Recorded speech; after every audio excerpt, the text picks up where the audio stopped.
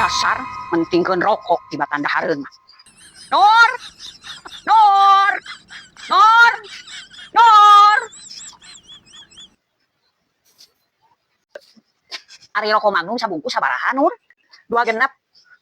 Ayo atuh, urang dek ngajual. Iya aya sabungkus. Oh, dek dijual. Kamu dijual mah teu sakitu hargana. Kamu dek dijual mah 22.000.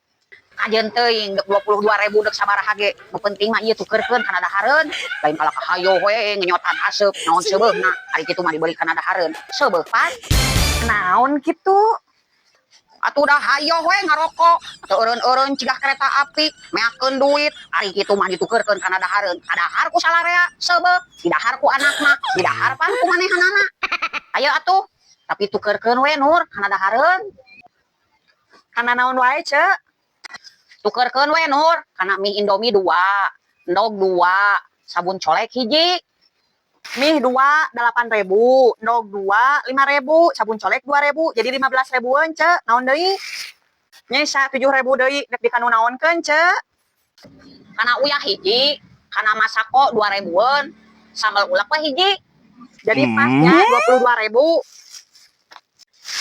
Tuh, seubeuk pan netizen ari ditukeurkeun kanu kieu mah matakna lamun lalaki boga rokok loba bungkusan tukeurkeun kana dahareun ame seubeuk ari kitu mah kadahar ku salarea ieu mah naon seubeuna nu dikenyotanna oge haseup bari jeung dipiceun deui.